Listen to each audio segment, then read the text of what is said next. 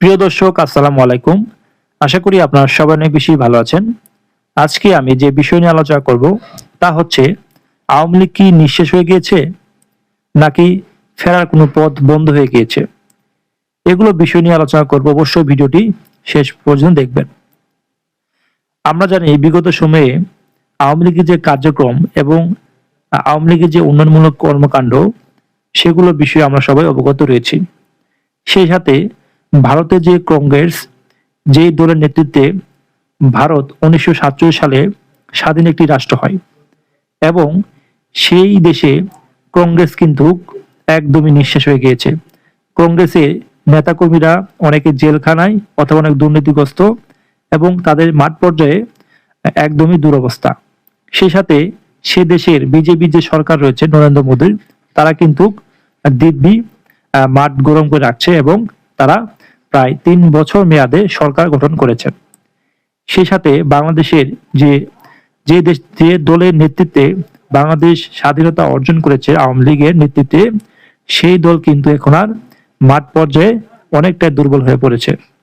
অনেক বিশ্লেষক মনে করেন প্রতিটি দলের দেশকে দেওয়ার মতো কিছু থাকে এবং প্রতিটি মানুষের সেই দায়িত্ব থাকে।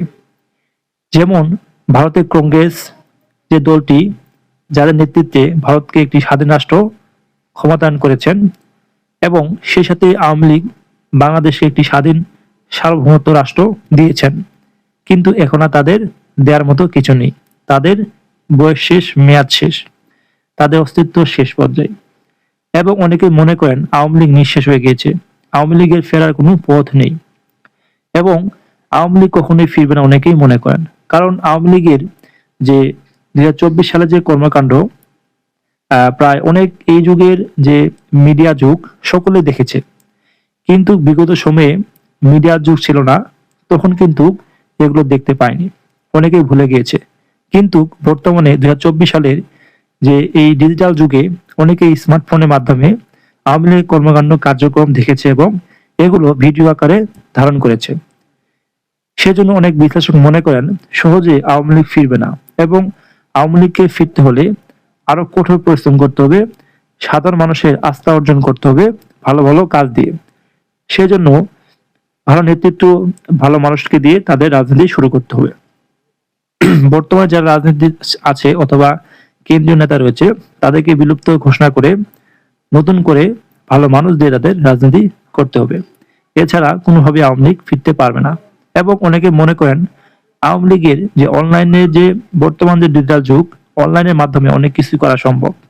বিগত সময় দেখতে পেয়েছি জামাত এবং বিএনপি, তারেক রহমান বিদেশে থাকা সত্ত্বেও কিন্তু এদেশে রাজনীতি করেছেন, মিটিং মিছিল করেছেন এবং তৃণমূল নেতার পাশে দাঁড়িয়েছেন। সেই সাথে আওয়ামী লীগ কেন পারছে না, সেগুলো নিয়েও অনেক গুঞ্জন রয়েছে। অনেকেই মনে করেন সোশ্যাল মিডিয়ায় জামাতের দৌরাত্ম্য, জামাতের আধিপত্য, জামাতের দখলে।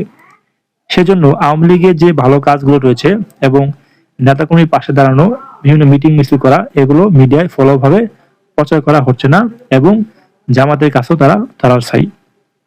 সেজন্য অনেকে মনে করেন আওয়ামী লীগ অনলাইনে কোনো প্রকার মিটিং মিছিল করছে না, তবে মূলত তারা করছে এবং তাদের নিজ গতিতে তারা এগিয়ে যাচ্ছে। তবে এইভাবে কতদিন এগিয়ে যাবে সে বিষয়টি এখনো স্পষ্ট হয়নি, ভবিষ্যতে তারা কি করবে।